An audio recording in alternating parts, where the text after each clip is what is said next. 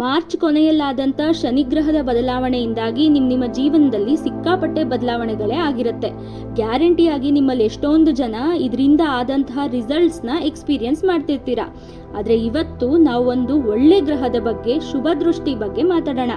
ಅದರ ಆಶೀರ್ವಾದದ ಬಗ್ಗೆನೂ ನಾನು ಇವತ್ತು ನಿಮಗೆ ಹೇಳ್ತೀನಿ. ಈ ಗ್ರಹದ ಮಹತ್ವ ಏನು ಅಂದರೆ, ಅದು ನಮ್ಮನ್ನ ಕೆಳಗೆ ಬೀಳೋದಕ್ಕೆ ಬಿಡಲ್ಲ. ಯಾವಾಗಲೂ ಕೈ ಹಿಡಿದು ನಿಮ್ಮನ್ನ ಕಾಪಾಡ್ತಾನೇ ಇರುತ್ತೆ. ನೀವು ಯಾವುದೋ ತೊಂದರೆಯಲ್ಲಿ ಸಿಕ್ಕಿದ್ದೀರಾ ಅನ್ನೋ ಸಮಯದಲ್ಲಿ ಒಂದು ಕಾಣದ ಕೈಯಿಂದ ನಿಮಗೆ ಸಹಾಯ ಮಾಡಿಸುತ್ತೆ.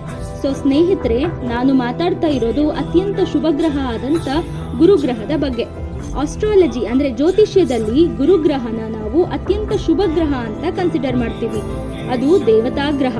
ಅದು ಯಾವಾಗಲೂ ನಮಗೆ ಒಳ್ಳೆಯದೇ ಮಾಡುತ್ತೆ, ಕೆಲಸಗಳನ್ನು ಸುಲಭ ಮಾಡುತ್ತೆ. ಶನಿ, ರಾಹು, ಕೇತು, ಕುಜ ಗ್ರಹಗಳು ನಿಮಗೆ ತೊಂದರೆ ತಂದರೆ ಗುರುಗ್ರಹ ನಿಮ್ಮನ್ನ ಸದಾಕಾಲ ರಕ್ಷಣೆ ಮಾಡುತ್ತೆ.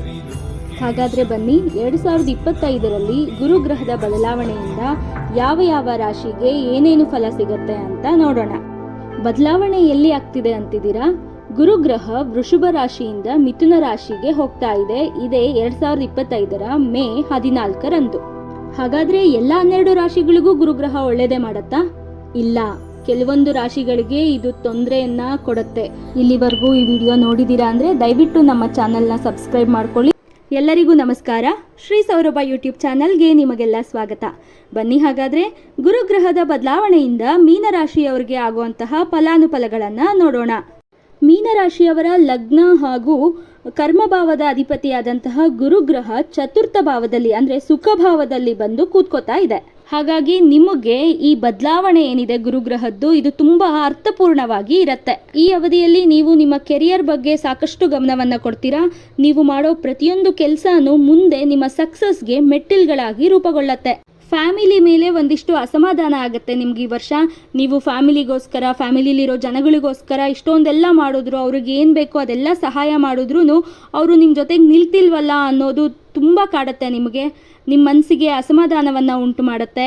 ಆದರೆ ಅದರಿಂದ ಏನೂ ಮಾಡೋಕ್ಕಾಗಲ್ಲ, ಯಾಕಂದರೆ ಅವ್ರ ಫ್ಯಾಮಿಲಿ ಮೆಂಬರ್ಸೇ. You have to face it. ಇಂತಹ ಸಂದರ್ಭಗಳಲ್ಲಿ ನಿಮ್ಮ ಮೈಂಡ್ ಮತ್ತು ಮನಸ್ಸನ್ನು ಸಮತೋಲನದಲ್ಲಿ ಇಟ್ಕೊಳ್ಳೋದು ಅತ್ಯಂತ ಅವಶ್ಯಕವಾಗಿರುತ್ತೆ. ನಿಮಗೆ ಯಾವ ಕೆಲಸ ಮಾಡಿದ್ರೆ ಖುಷಿ ಆಗುತ್ತೆ, ಯಾವ ಕೆಲಸ ಮಾಡಿದ್ರೆ ನಿಮಗೆ ಮನಸ್ಸಿಗೆ ಸಮಾಧಾನ ಆಗುತ್ತೆ ಅಂಥ ಕೆಲಸಗಳನ್ನೇ ಮಾಡಿ. ಟ್ರಾವೆಲ್ ಮಾಡಿ, ಆಚೆ ಸುತ್ತಾಡಿ, ರೆಸ್ಟ್ ಮಾಡಿ, ಮೆಡಿಟೇಷನ್ ಮಾಡಿ. ಯಾವ ಕೆಲಸಗಳನ್ನು ಮಾಡದೆ ಹಾಗೆ ಕೂರಬೇಕು ಅನಿಸುತ್ತಾ ಸುಮ್ಮನೆ ಕೂತ್ಬಿಡಿ. ಮೀನರಾಶಿಯವರಿಗೆ ಈ ವರ್ಷದಲ್ಲಿ ಹೀಗೆ ಸಿಗತ್ತೆ, ಯಾಕಂದರೆ ನಿಮಗೆ 7.5 ಮಧ್ಯಭಾಗದಲ್ಲಿ ಇದ್ದೀರಾ. ಇದು ನಿಮ್ಮ ಹೆಲ್ತ್ ಮೇಲೆ ಪ್ರಾಬ್ಲಮ್ಸ್ ಕ್ರಿಯೇಟ್ ಮಾಡುತ್ತೆ. ನಿಮ್ಮ ನಿದ್ದೆಯ ಹವರ್ಸ್ನ ಚೇಂಜ್ ಮಾಡುತ್ತೆ. ನಿದ್ದೆಯಲ್ಲಿ ಹೆಚ್ಚು ಕಮ್ಮಿ ಆಗುತ್ತೆ. ಮೆಂಟಲಿ ಸ್ಟ್ರೆಸ್ ಕೂಡ ಜಾಸ್ತಿ ಆಗುತ್ತೆ.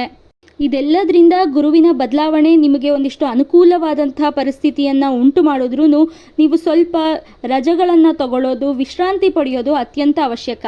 ಇನ್ನು ಗುರುಗ್ರಹದ ದೃಷ್ಟಿ ನಿಮ್ಮ ಅಷ್ಟಮ ಭಾವ, ಕರ್ಮಭಾವ ಹಾಗೂ ವ್ಯಯಭಾವದ ಮೇಲೆ ಬೀಳ್ತಿರೋದ್ರಿಂದ ನಿಮಗೆ ಫಾರಿನ್ ಹೋಗೋ ಚಾನ್ಸಸ್ಸು ಇದೆ ಈ ವರ್ಷ.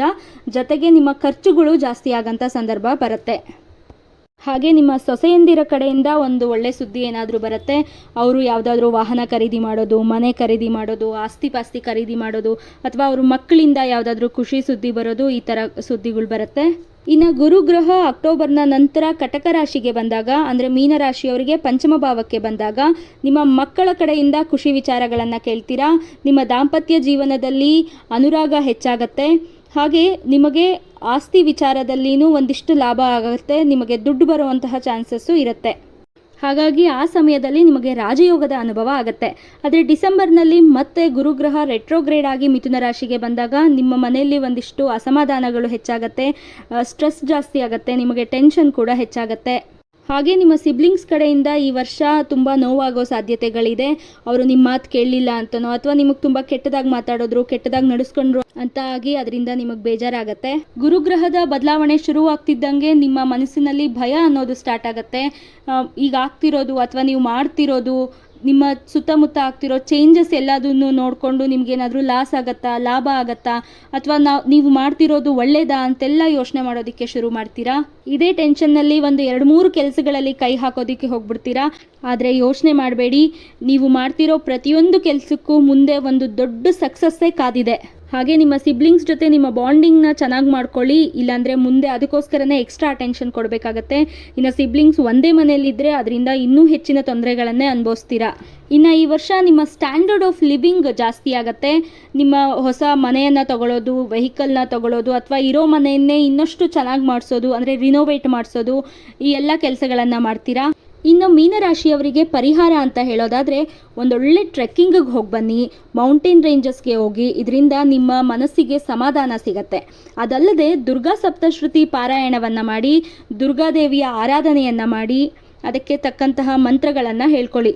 ಒಟ್ಟಾರೆಯಾಗಿ ಹೇಳೋದಾದರೆ ಮೀನರಾಶಿಯವರು ಬರೋ ಎಲ್ಲ ಸಂದರ್ಭಗಳನ್ನು ಪಾಸಿಟಿವ್ ಮೈಂಡ್ಸೆಟ್ಟಿಂದ ಫೇಸ್ ಮಾಡೋದು ಅತ್ಯಂತ ಅವಶ್ಯಕ ಈ ವರ್ಷ. ಇನ್ನು ಈ ವಿಡಿಯೋ, ಈ ಮಾಹಿತಿ ನಿಮಗೆ ಇಷ್ಟ ಆಗಿದ್ದರೆ ಲೈಕ್ ಮಾಡಿ, ನಿಮ್ಮ ಆಪ್ತರೊಂದಿಗೆ ಶೇರ್ ಮಾಡಿ, ನಿಮ್ಮ ಅನಿಸಿಕೆ ಅಭಿಪ್ರಾಯಗಳನ್ನು ಕಮೆಂಟ್ ಮೂಲಕ ತಿಳಿಸಿ. ಅದರಿಂದ ನಮಗೆ ಹೆಚ್ಚಿನ ಪ್ರೋತ್ಸಾಹ ಸಿಗುತ್ತೆ.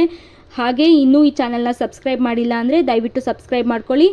ಮುಂದಿನ ವಿಡಿಯೋದೊಂದಿಗೆ ಮತ್ತೆ ಸಿಗೋಣ. ಹರ ಹರ ಮಹಾದೇವ.